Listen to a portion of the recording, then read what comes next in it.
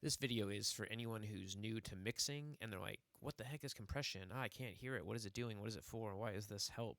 This video is for you. It's a short one, but it'll be very useful. So compression works because for some reason it's just musical to the human ear that the volume gets like subtly turned up and down. If you haven't heard it, there's like a famous metaphor or explanation of compression that passing the threshold is when you hear your mom knock on the door. How much you turn it down. So you hear your mom knock on the door and say, hey, your music's too loud. That's the threshold getting passed. How much you turn it down is the ratio. How fast you do it is the attack. And the jokey part of it is how quickly you turn it back up after she walks away is the release. So that's like basically what's happening. Now, why that's musical is like a mystery. It's crazy, right? But somehow it is. Like that happening on a very like micro level to a bunch of your tracks for some reason is much more musical than not. And it's mostly because of the transients, just the way like the transients are hitting your ear. Without it, it's like too much. It can be too pokey. It's pleasant and smoothed out with the compressor. So that being said, we want the program material, which is like whatever you're putting the whatever you're putting the compressor on, that's the program material. And you want it to be interacting with your compressor in a way where it's not just for, and quick tip, when you're struggling to hear compression, it's good to use like really high ratios just to start with, just to hear it interacting so you more easily set your threshold levels. Let me show you. So here's a snare, isolated snare. Now, if we have our threshold too high, our signal is always going to be below it, and it's not going to be getting compressed at all, you can see.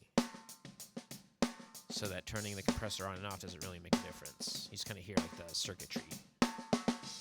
On the flip side, if your threshold is set too low so that the signal's always getting slammed, it's always above it, it's not very musical either. See, it's pumping, but it's never turning off. So a good place to start is to set that threshold where it's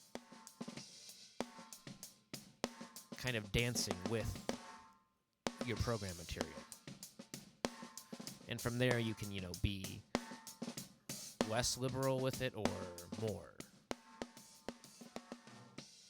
But still you have this kind of dance happening.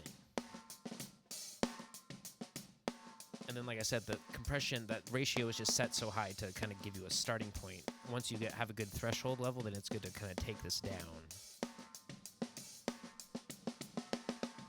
And then you always want to gain match. You want to make sure that the compressor isn't adding or taking away too much volume from the original track. So I like to click this on and off really fast. See, I can hear this pumping. I think we need to add a little more gain on the compressor. Basically, you want to add as much as it's taking away.